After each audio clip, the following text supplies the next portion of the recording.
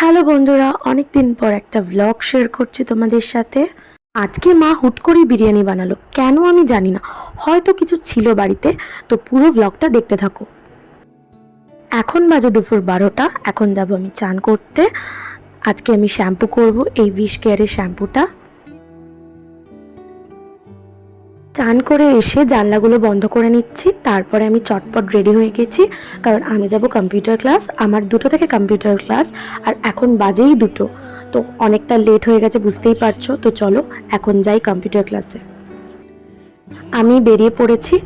এখন এই টাইমে আমি আর কিছু খেয়ে যাই না, যেহেতু অনেকটা লেট করে উঠি ঘুম থেকে। তো একেবারেই আমি জলখাবারটা খেয়ে নিই, তারপর আর ঠিক খিদে পায় না। ক্লাস করে বাড়ি ফিরে কিছু একটা ভারী খাবার খাই, তখনই আমার খিদেটা পায়। এখন চলে এসেছি কম্পিউটার ক্লাস। আমি একটু লেট করে এসেছি, বাট তাও এখনও ম্যাম আমাদের আসেনি, তাই জন্য আমি বসে একটুখানি কম্পিউটার ক্লাসটাকে তোমাদের দেখাচ্ছিলাম। তো এই যে ম্যাম এসে আমাদের বড় একটা টাস্ক হাতে ধরিয়ে দিয়েছে, তো সেটাই আমি করছিলাম আর ভাবছিলাম কখন বাড়ি যাব। আজকে ক্লাসের পর কোনো পড়ানো ছিল না, তাই জন্য কম্পিউটার ক্লাস করি বাড়ি চলে এসেছিলাম। আর এসে খাচ্ছিলাম চিকেন পাস্তা। এখন বাজে 4:30। এই টাইমটা ঠিক ভাত ভালো লাগে না আমার, তাই জন্য মা রুটি বা মুড়ি বা পাস্তা এই ধরনের জিনিসগুলো করে দেয়, ওইগুলোই খাই। তো এখন আমি একটু ঘুমিয়ে নেব। এই যে দেখো, আমার ভাই আর মাও ঘুমিয়ে পড়েছে।